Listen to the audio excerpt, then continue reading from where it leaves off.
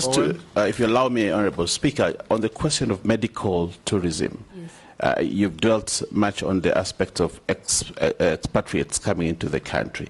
India is one of the countries that receives the most number of patients who go to live there, stay in their hotels, use their... So it's a big beneficiary of medical tourism.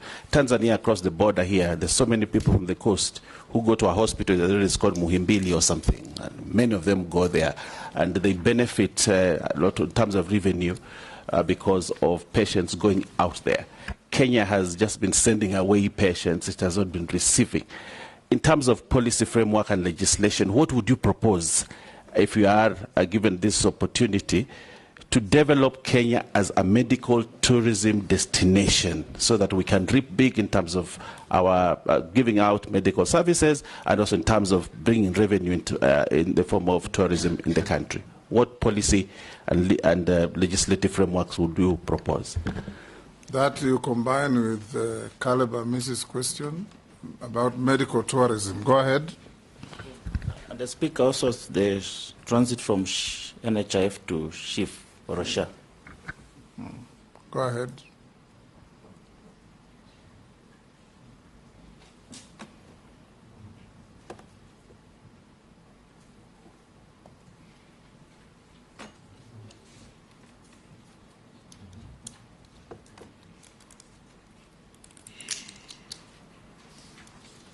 Yes, Deborah, go ahead.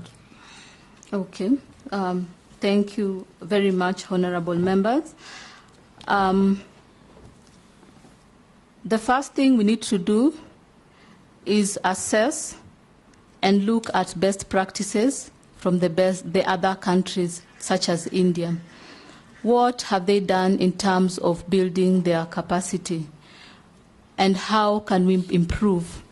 What are the timelines? What are the budget costs?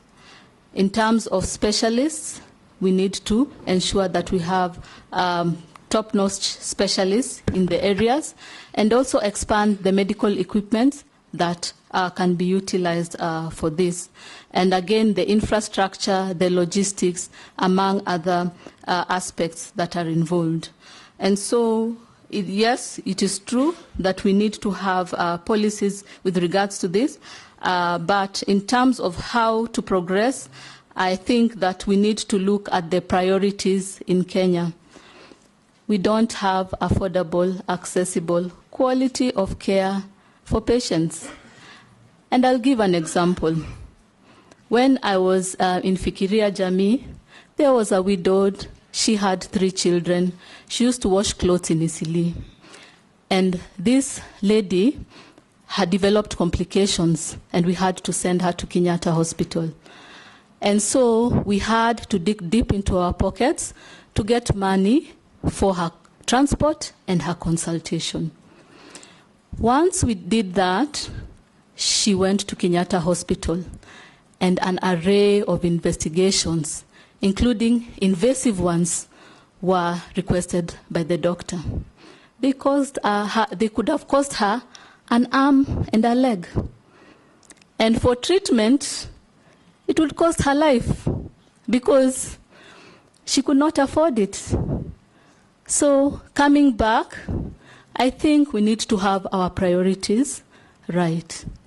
And that is offering affordable, accessible care to all Kenyans, the vulnerable, the needy, the orphans, the widows, those who are unable to support themselves.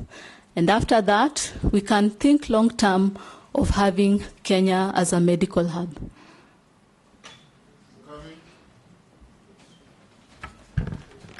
Thank you, Honorable Speaker.